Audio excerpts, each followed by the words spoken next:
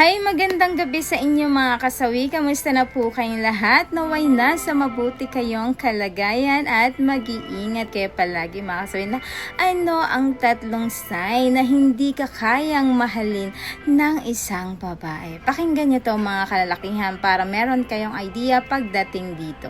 Ang unang sign natin mga kasawi is hindi siya mag-e-effort na makilala ka. For example, may gusto ka na isang babae tapos ikaw nilalapit mo yung sarili mo para sa kanya.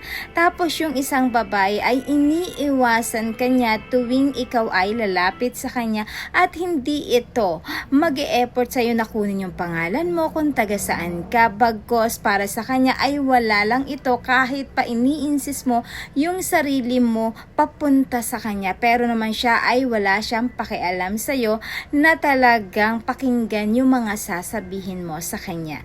Ayan yung ating una na sign. Pangalawa mga kasabis, hindi kanya priority sa buhay niya. Ang isang babae kapag hindi ka kayang mahalin, alam mo ba kahit pa anong gawin mong effort sa isang babae, hindi ka magiging priority nito.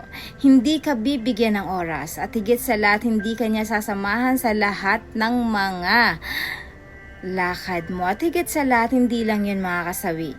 Walang-wala ka para sa kanya. Yung para bang dumaan ka lang pero hindi kanya nakita. Yung bang kahit na andyan ka pero hindi mo maramdaman yung present ng isang babae. Bagkos, ang ginagawa niya ay pinapakita niya sa'yo na talaga na hindi kanya kayang mahalin.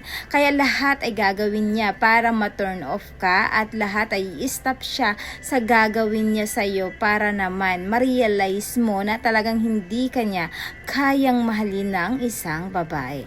Ayan yung ating pangalawa na sign. Ito mga kasawi is laging sagot I know. Ayan ang pinakamasakit sa isang lalaki kapag tuwing nagyayaya ang isang lalaki, tara rides tayo. Ang sagot ng babae, ayaw ko. Tara punta tayo sa lugar na ganito, mag-hiking tayo. Ang sagot, ayaw ko. Lahat ng mga sasabihin mo sa kanya ay hindi kanya pagbibigyan. Lahat ay palaging ayaw ko. Ang dami niyang rason. Kahit na minsan ay marami naman siyang time, pero hindi kanya pagbibigyan. Lahat ng isasagot niya sa iyo ay wala akong oras. Ayaw ko. Kasi nga busy ako. Kapag ganito yung trato sa inyo ng isang babae, alam mo, sa inyo na talagang wala kang pag-asa sa isang babae na mamahalin kanya, mga kasawi. Ayan yung ating pangatlo na sign.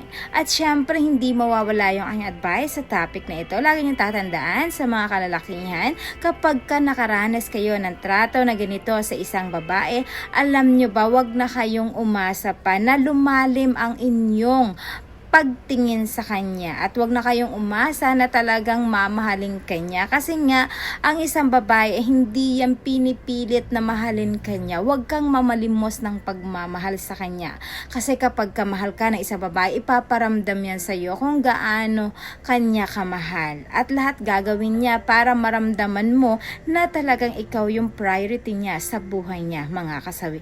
Ilan po mo kasawi yung aking advice. Maraming salamat sa patuloy na pagsuporta niyo sa akin sa walang sawang pag-share at pag-comment. Sa mga hindi pa po nakapag-subscribe mga kasawi, pwede na kayo mag-subscribe, pwede na rin kayo mag-follow para updated kayo sa topic ko araw-araw.